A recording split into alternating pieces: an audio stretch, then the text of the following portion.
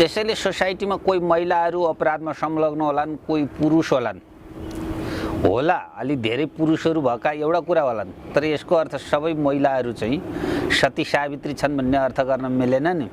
त्यसैले चाहिँ महिला भन्ने शब्द जोड्नुभन्दा पनि ती महिला भएकै कारणले त्यो अपराध भएर पुरुष पीडित भन्दा पनि एकजना महिलाले ती पुरुषलाई पीडित गराएको यो अवस्था हो, अरू पनि महिलाले गराएका समाजमा हुन्छन्। यसलाई हामीले लैङ्गिक भन्दा पनि मानसिक रूपमा हेर्नुपर्छ, आपराधिक रूपमा हेर्नुपर्छ। हजुर, अब यो कुरा के हो भने ती महिला आफूले चाहिँ आफ्नो व्यावसायिक रूपमा नै पुरुषहरूलाई प्रयोग गर्ने हिसाबले लागेको भन्ने कुरा सञ्चार माध्यममा छताछुल्ला आयो।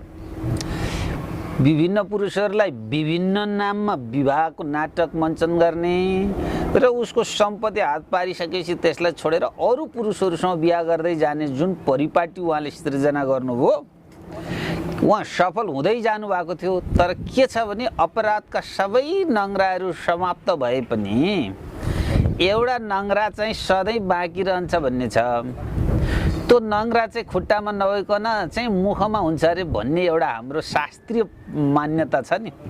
त्यस्तै यसमा चाहिँ ती महिला कहाँ आएर चुकी छन् भन्दा अघिल्लो विवाह बन्धन कायमै रहेका बेला पछिल्लो विवाह गर्न पुगिन् नि, यो नै यिनको समाप्तिको दिशा सुरु भएको थियो। अपराधमा उनी दण्डित हुनका लागि यदि त चाहिँ भगवान छन् भने भगवानले या नत्र पनि प्रकृतिले उनलाई सुरुवात गरेको थियो। अर्थात् उनको सफलताबाट अब असफलताको दिशा त्यहाँबाट सुरु भएको थियो। फैसला हुने क्रम लम्बिन गएको छ। हजुर, जस्तो अब फाइनल रिजल्ट कहिले आउँछ त? हामी चाहिँ आज भन्यौँ, भोलि भन्यौँ, धेरै जनताहरूलाई ढाँटे जस्तो भयो, उहाँहरूले गुनासो पुग्नु भएको छ, अब चाहिँ निराश हुनु भएको छ। पल्सा एकछिन निस्किने समय चाहिँ कहिले हो र अब के साँच्चीकै पल्सा 14 वर्षको लागि गएको हुन्छ? ठ्याक्कै तपाईँले दारा नचपाइकन छातीमा हात राखेर बताइदिनु पर्यो आज जनतालाई। होइन, त्यो शब्दै तपाईँ फिर्ता लिनुहोस्। त्यो दारा नचपाई छातीमा हात राख्ने भन्ने के हो भने यो मुद्दामा अब इन्साफ हुन टाइम लाग्छ। टाइम लाग्छ भनेपछि के पल्सा अब वर्षौँ होइन, 14 वर्ष भन्ने 14 हुने कि छुट्ने भन्ने कुरा नै फैसला हुँदा बोलिने हो। अब पल्सा छुट्नका लागि पर्याप्त प्रमाण छन् भनेर आजभन्दा अगाडि मैले 200 चोटि बोलेँ होला, म दोहोऱ्याएर किन बोलौँ? तर मुद्दाको अन्तिम किनारा गर्नका लागि अब निकै समय लाग्छ। हिजो मैले नै कतिपय तपाईँहरू जस्ता सञ्चार माध्यममा 1-1.5 महिनामा मुद्दाको किनारामा पुग्न सकिन्छ भनेको थिएँ। तर जुन चस्मदित गवाह, प्रत्यक्षदर्शी, पीडित, जाहेरवाला यिनीहरू व्यक्ति उपस्थित भइसकेपछि अरू बुझ्नुपर्ने खास आवश्यकता महसुस अदालतले नगर्ला भन्ने मलाई लागेको थियो र चाहिँ उचित क्षतिपूर्ति समेत दिने र चाहिँ जरिवाना गर्ने समेत कानुनी व्यवस्था भएकाले सोहीतर्फ यो मुद्दा अगाडि बढ्छ। जस्तो अब यो ठगी केसमा चाहिँ नि विरलै रूपमा आरोपितहरू पूर्वपक्षलाई थुनामा जाने गर्छन् र यसबीचमा अहिले चाहिँ यही केसमा भावना पठाउने कि नपठाउने निर्णय गरिन्छ। सामान्यतः थुनामा पठाउँदाखेरि तत्काल प्राप्त प्रमाणद्वारा कसुरदार देखिन्छ देखिँदैन, नम्बर 1। नम्बर 2 उसको समाजमा देखिएको चालचलन। नम्बर 3 यी व्यक्तिलाई छोडियो भने यी भागी जाने र भोलि हुन सक्ने फैसला कार्यान्वयन हुन सक्छ कि सक्दैन, यी मूलभूत कुरालाई हेरिन्छ के। अब यिनको त पहिलो तत्काल प्राप्त प्रमाणले कसुरदार देखिन्छ देखिँदैन भन्दा यसै देखिने अवस्थाको देखियो, किनभने एउटा बिहा जीवित हुँदाहुँदै अर्को बिहा ढाँटेर गरेको देखिन्छ। चर्चित अधिवक्ता यज्ञमणि न्यौपानेजी हुनुहुन्छ र विशेष गरी हामी पल्सालाई लिएर अहिले नयाँ अपडेट के छ र किन पल्सा छुटेन यो बारेमा विशेष बहस गर्दैछौँ। यसैबीच फुर्बा दोर्जे तामाङको केसलाई पनि आज हामी चाहिँ उठान गर्नेछौँ र जसरी फुर्बा दोर्जे तामाङलाई ठगिएर उनी चाहिँ सडकमा पुगे, करोडौँबाट करोडपतिबाट उनी सडकमा पुगे र उनको मुद्दा के हुन्छ र अब भावना तामाङलाई कति जेल सजाय हुन्छ यो बारेमा पनि बहस गर्नेछौँ र हामीसँग यज्ञमणि न्यौपानेजी हुन्छ। यहाँलाई स्वागत छ, नमस्कार। धन्यवाद। आराम हुनुहुन्छ? ठिक छु। तपाईँ त पार्टीतिर अलिअलि पार्टीतिर गन्ध आइरहेछ, वकिल साहब के हो खास कुरो? होइन, पार्टी भने भतेरको पार्टी पो गनाउँछ र गन्ध आउँछ त, राजनीतिक पार्टीमा त्यस्तो के गन्ध आउँछ र? राजनीतिक पार्टीमा नि फोरी गन्ध आउँछ नि त? छैन है। जस्तो अब यतापट्टि आउँ, यो विषयमा फेरि कुराकानी गरौँला। पल्जी के हुँदैछ र किन निस्केन पल्जी? जस्तो धेरै जनताहरूलाई हामीले ढाँटे जस्तो भोलि निस्किन्छन्, पर्सि निस्किन्छौँ भनेर, र पल्जीको अझै पनि सत्य तथ्य कुराहरू आएन बाहिर। किन यस्तो भयो र दर्शक श्रोताहरू धेरै निराश हुनुभयो? यो बारेमा अब एज तपाईँ चाहिँ नि जानकार हुनुहुन्छ, के भन्नुहुन्छ तमाम जनताहरूलाई?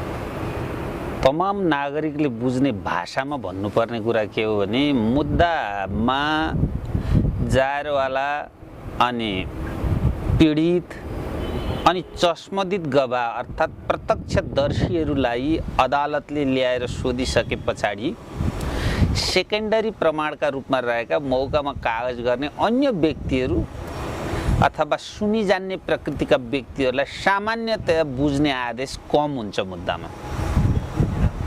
बुझ्न सक्छ अदालतले, तर त्यो बुझ्नुपर्ने आवश्यकता धेरै महसुस गर्दैन। तर यो मुद्दामा ती मौकामा कागज गरेका चस्मदित गवाह पनि होइनन्, प्रत्यक्षदर्शी पनि होइनन्, जायरवाला पनि होइनन्, पीडित पनि होइन र त्यो मुद्दासँग धेरै सार्थक सम्बन्ध नराखेका व्यक्तिहरूलाई पनि बुझ्ने आदेश भएका कारण यो मुद्दाको फैसला हुने क्रम लम्बिन गएको छ। हजुर, जस्तो अब फाइनल रिजल्ट कहिले आउँछ त? हामी चाहिँ आज भन्यो भोलि भन्यो धेरै जनताहरूलाई ढाँटे जस्तो भयो, उहाँहरूले गुनासो पोख्नु भएको छ, अब चाहिँ निराश हुनु भएको छ। पल्सा एकछिन निस्किने समय चाहिँ कहिले हो र अब के साँच्चीकै पल्सा 14 वर्षको लागि गएको हुन् त? ठ्याक्कै तपाईँले दारा नचपाइकन छातीमा हात राखेर बताइदिनु पर्यो आज जनतालाई। होइन, त्यो शब्दै तपाईँ फिर्ता लिनुहोस्। त्यो दारा नचपाई छातीमा हात राख्ने भन्ने के हो भने यो मुद्दामा अब इन्साफ हुन टाइम लाग्छ। भनेपछि के पल्सा अब वर्षौँ होइन, 14 वर्ष भन्ने 14 हुने कि छुट्ने भन्ने कुरा नै फैसला हुँदा बोलिने हो। अब पल्सा छुट्नका लागि पर्याप्त प्रमाण छन् भनेर आजभन्दा अगाडि मैले 200 चोटि बोलेँ होला, म दोहोऱ्याएर किन बोलौँ? तर मुद्दाको अन्तिम किनारा गर्नका लागि अब निकै समय लाग्छ। हिजो मैले नै कतिपय तपाईँहरू जस्ता सञ्चार माध्यममा 1-1.5 महिनामा मुद्दाको किनारामा पुग्न सकिन्छ भनेको थिएँ। तर जुन चस्मदित गवाह, प्रत्यक्षदर्शी, पीडित, जायरवाला यिनीहरू व्यक्ति उपस्थित भइसकेपछि अरू बुझ्नुपर्ने खास आवश्यकता महसुस अदालतले नगर्ला भन्ने मलाई लागेको थियो। अब त्यो चाहिँ बुझ्ने आदेश भयो। त्यस पछाडि पनि पल्साका तर्फबाट ती व्यक्तिहरूलाई उपस्थित गराउन धेरै छिटो पहल कदमी गरे पनि देखिएन। त्यसो भएकाले केही समय लाग्छ। भनेपछि अब कति जति समय लाग्छ अनुमानित? 7 वर्षपछि निस्किन्छन् भन्ने यो अब त यसै समाप्त हुन्छ भनेको यो श्रावण त भइहाल्यो। श्रावण 15 सम्म त हाम्रा मुद्दाका पेशी नै हुँदैनन्, हाम्रो अदालतको हुन्छ। त्यस पछाडि अरू कारबाही अगाडि बढ्छ। भनेपछि अहिले नै दर्शक श्रोताले पल्जीलाई बाहिर देख्छौँ भनेर त्यो चाहिँ भ्रम नपरे? तत्काल सम्भावना छैन। अब केही समय लाग्छ। अब साह्रै धेरै त नभनौँ होइन। अब दिन तोकेर किन कुरा गर्ने? किनभने जो उपस्थित हुनुपर्ने व्यक्तिहरू उहाँहरू जहिले उपस्थित हुनुहुन्छ त्यस पछाडि मात्रै मुद्दा पेशी चढ्ने भएकाले त्यो प्रक्रिया भनेपछि अब पेशी नै चढ्दैन पल्जीको अलि समयलाई चढ्दैन। हेर्नुहोस्, ती व्यक्तिहरू नबुझिकन जुन अदालतले बुझ्ने भनेको छ ती व्यक्तिहरू नबुझिकन पेशी चढ्दैन। कतिजना बुझ्न बाँकी छन् र को हुन् तिनीहरू? सम्भावित नाम 3 जना भने सुने हो मैले। तिनीहरूको नाम त मैले यकिन भन्न सक्दिनँ, अहिले मैले बिर्सेँ।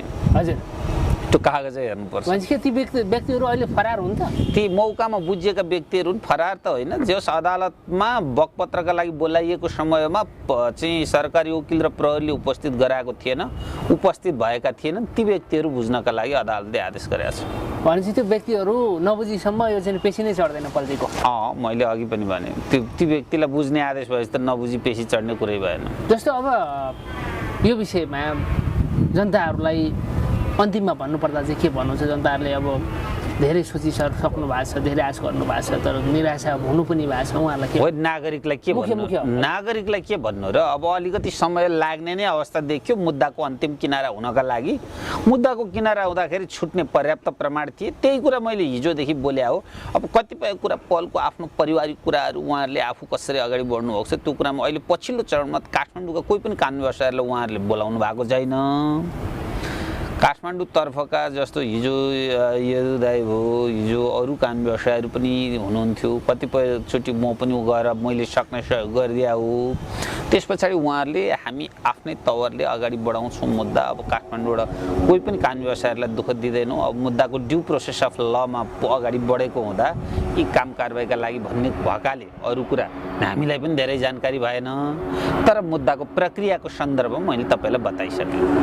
जस्तो भित्र खेलोमेलो पो भएको हो कि भनेर कतिपयले आशंका गर्ने ठाउँहरू छन्। अब किनभने आज भने भोलि भन्दै पहिले ननिस्किएपछि त खेलोमेलो भयो कि भनेर जनताले आकलन गर्नु, प्रश्न चिन्ह उठाउनु त स्वाभाविक हो नि, होइन र? यो खेलोमेलो शब्द अब तपाईँको हो है। अब अहिलेसम्म फासै धेरै मान्छेले सापट्टि लिया जस्तो लाग्दैन। अब यो शब्द चाहिँ यसो गर्नुहोस्, तपाईँ पनि जस्तो ऋषि धमलाको जनता जान्न चाहन्छन् भने जस्तै हजुर। अब तपाईँको यो खेलमेलो शब्द पनि आफ्नो ब्रान्ड बनाउनु, त्यहाँ खै खेलमेलो भयो जस्तो लाग्दैन। अब कुनै खेलमेलो भयो भने पनि अब त्यो मुद्दाको कारबाही किनारा हुनका लागि रोकिने कुरा भएन। भोलि अब अन्तिम किनारा हुँदाखेरि पल थुनामा जाने 14 वर्ष सजाय हुने भयो भने त त्यतिखेर तपाईँहरूले शङ्का गर्ने कुरा भयो। अहिले अदालतको प्रक्रियाकै कुरामा त शङ्का गर्ने कुरा भएन। तर मुद्दाको ढिलो हुनुका पछाडि अरू केही तर्क कारणहरू रहेलान्। अब ती कुरा भनेको त्यही परिवारले जान्ने कुरा हो। जस्तो अहिले त वकिलहरू पनि माहिर देखिया छ नि त, खेलोमेलो गर्नलाई अडियो प्रकरणहरू आएकै छन्, सबै कुराहरू आएको छ भनेपछि त वकिलहरूलाई नै विश्वास गर्न गाह्रो होला जस्तो पो भयो त परिस्थिति छ। तर पलका मुद्दामा त वकिलले केही खेलो गर्नुपर्ने छैन, किनभने पलका त विपक्षी नेपाल सरकार मात्रै भयो। जो पीडित हुँ भने थिए तिनीहरूले त होस्टाइल भएर चाहिँ आफ्ना वकिलहरू पनि फिर्ता लगिसके, होइन भनिसके, कुनै वारदात भएको छैन भनिसके भनेपछि एकतर्फी रूपमा त के खेलोमेलो होला र तपाईँको शब्द हो? खेलोमेलो हुने सम्भावना छैन भनेपछि अब नहोला। जस्तो अब यतापट्टि आउँ, योसँग समानान्तर विषयवस्तुमै कुराकानी उठाउँ। अहिले एकदमै चर्चामा रहेको हट इस्यु रहेको छ फुर्बा दोर्जे मुक्तान, जो चाहिँ नै करोडपतिबाट रातारात उनी सडकमा आए र श्रीमती बनाउँदा नै ठग निस्केपछि उनी चाहिँ नै आज विचल्ली भएको अवस्था छ। र के भन्छ नेपाली कानुनले? आज हुन त सम्मानित भक्तपुर जिल्ला अदालतमा उहाँको त्यो मुद्दा पनि विचाराधीन छ र चाहिँ उनी पूर्वपक्षलाई चुनावमा गइसकेको छ। यो फुर्बा दोर्जे मुक्तानको केसको बारेमा समग्र जनतालाई जानकारी गराइदिनुहोस् न एकचोटि। औद्योगिक क्रान्ति पछाडि महिलाहरूको हकितका सन्दर्भमा सायद मलाई लाग्छ बेलायत सबैभन्दा अग्रस्थानमा अगाडि बढ्यो कि त्यतिखेर सुरुवातमा महिलाहरूलाई जसरी अधिकार चाहिँ दियो नि, कतिपय महिलाहरूले अरूको अधिकार कुण्ठित हुने गरी आफ्नो अधिकार प्रयोग गर्नुभयो कि। त्यतिखेर एउटा सिद्धान्त पनि के आएको थियो भने यो स्वतन्त्रता भनेको अरूको अधिकार समाप्त गर्ने होइन, यसका लिमिटेसन छ भन्ने थियो। त्यस्तै नेपाली समाजमा पनि अहिले केही घटनाहरू के देखिया छ भने हिजो दबिएका नारीहरूलाई उत्थान, राहत र प्रतिस्थापनका लागि राज्यले जुन कानुन निर्माण गरेका छ अनि विवाह सम्बन्धी कानुन संशोधन गरेका छ, त्यसमा अडेर केही यस्ता किसिमका महिलाहरूले चाहिँ आफ्नो स्वार्थपूर्ति गरिराखेको देखिएको छ। त्यसकै एउटा उदाहरणको रूपमा यो फुर्बाजीको मुद्दा देखिन्छ।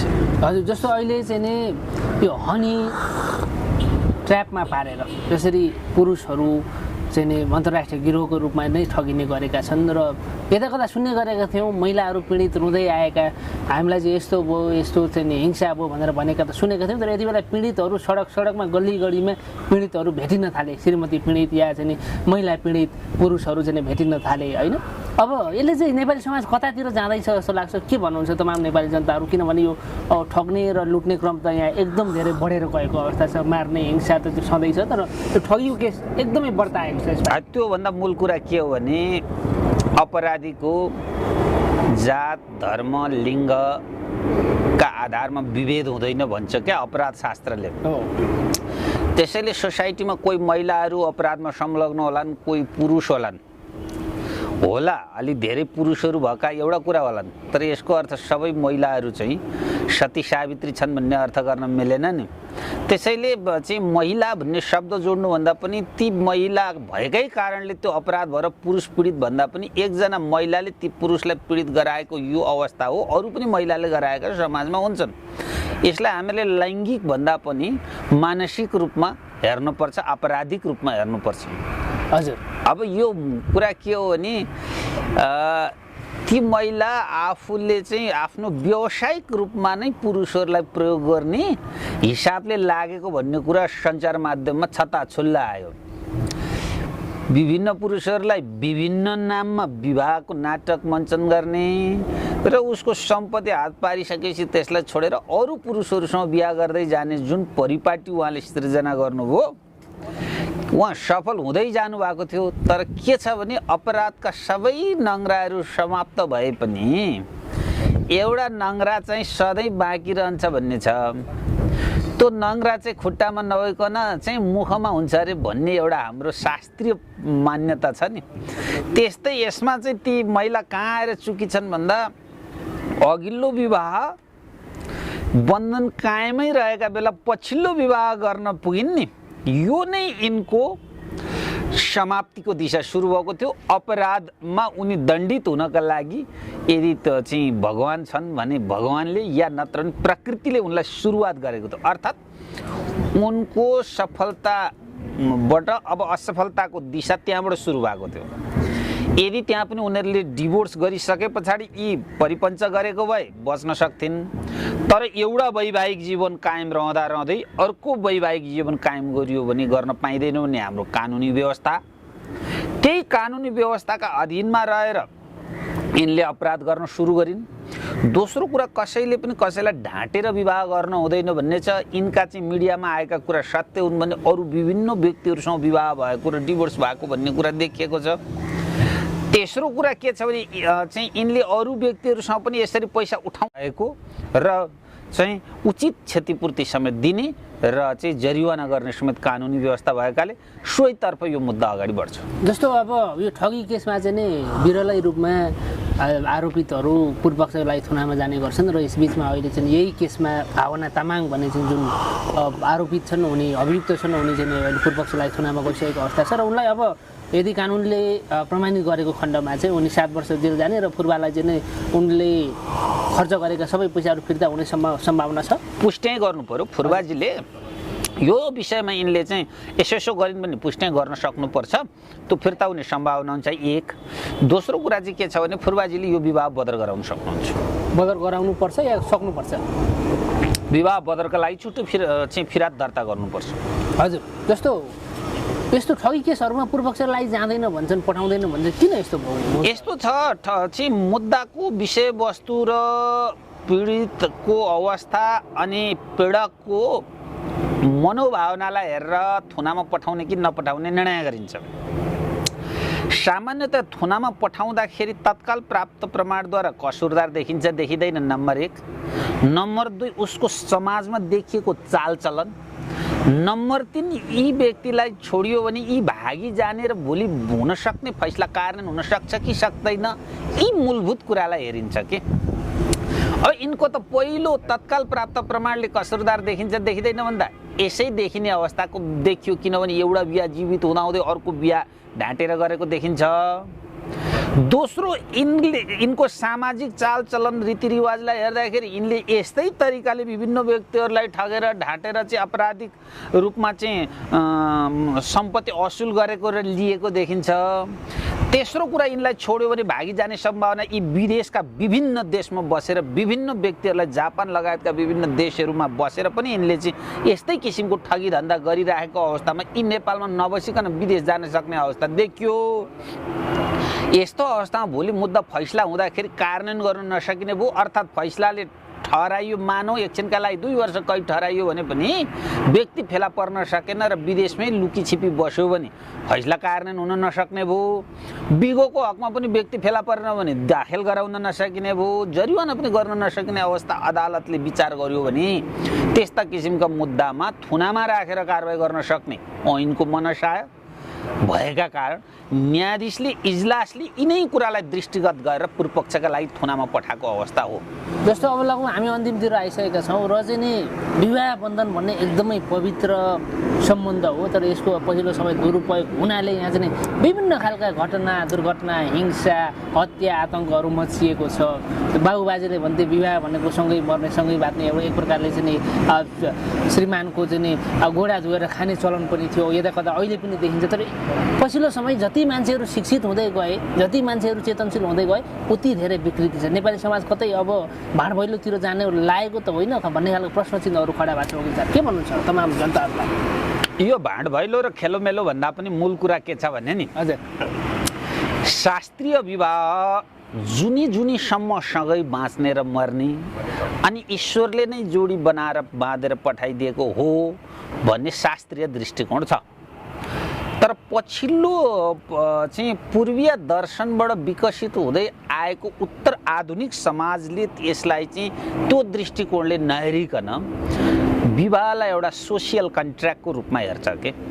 त्यसो भएकाले मन मिलुन्जेल सँगै बस्ने हो, मन नमिले पछाडि त्यो चाहिँ सम्बन्ध चाहिँ विच्छेद हुन सक्ने संसारका सबै देशहरूले कानुनी व्यवस्था ल्याए। इभन तपाईँको कतिपय यो मुसलमानहरूको उसमा त तलाक भन्ने बित्तिकै डिभोर्स हुने पनि अवस्था देखियो। त्यसो भएकाले अब शास्त्रीय रूपमा सँगै मर्ने बाँच्ने भन्दा पनि जीवन जिउँदाखेरि दुईजनाको इच्छा मिल्यो भने सँगै बस्न सक्ने हो, मिलेन भने डिभोर्स हुन सक्छ। डिभोर्स भयो भन्दैमा नेपाली समाज कहाँ गयो भन्ने होइन। हेर्नुहोस्, हिजो डिभोर्स केटाले गर्न नपाउने कानुनी व्यवस्थाकै एउटा उपज रञ्जन कोइरालाको मुद्दा पनि देखेर अहिले केटाले पनि डिभोर्स गर्न पाउने व्यवस्था ल्यायौँ। तर डिभोर्सको कुरा छुट्टै हो। नियोजित रूपमा कोही व्यक्तिलाई विवाहको नाटक गरेर म फसाउँछु भनेर योजना गरियो भने यो चाहिँ अपराध हो। तर विवाह गरिसके पछाडि सम्बन्ध कायम नरहेर डिभोर्स हुनु यो चाहिँ छुट्टै पाटो। यसलाई हामीले शास्त्रीय दृष्टिकोणले हेर्न चाहिँ मिल्दैन। जस्तो अन्तिममा अब फुर्बाजी एकदमै अहिले डिप्रेसनमा हुनुहुन्छ, पीडामा हुनुहुन्छ, कतै अब चाहिँ नि म माथि झन् धेरै पीडा हुने हो कि मैले अब त्यो कारबाही गर्न नसक्ने पो हो कि अब मेरो पैसाहरू फिर्ता नआउने पो हो कि भनेर उहाँ झन् तनावमा हुनुहुन्छ। उहाँलाई के सन्देश? उहाँ तनावमा लिनु पर्दैन। के हो भने उहाँले जुन मुद्दा दर्ता गर्नुभयो त्यो मुद्दाका कारण पूर्वपक्षका लागि थुनामा गएको अवस्था एक देखियो। दोस्रो कुरा, यसको जरियातभित्र विभिन्न मुद्दाहरू उठान हुन सक्ने अवस्था हुन्छ, त्यसमा चाहिँ विचार गर्नुपर्छ।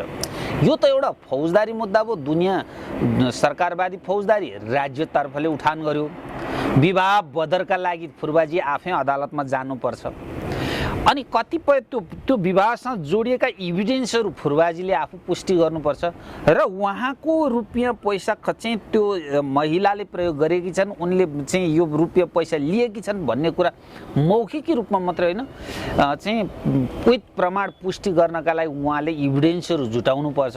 अर्थात् उहाँले खर्च भएको रकमको प्राप्तिको स्रोत र चाहिँ उहाँले चाहिँ दिएको रुपियाँको इभिडेन्स उहाँले चाहिँ प्रमाणित गर्न सक्नुभयो भने अदालतले त्यसलाई चाहिँ सम्बोधन गर्छ र उहाँले न्याय प्राप्त गर्न सक्नुहुन्छ। हुन्छ, यहाँले महत्त्वपूर्ण समय र जानकारी गराइदिनु भयो। यहाँलाई धेरै धेरै धन्यवाद। Thank you so much. धन्यवाद।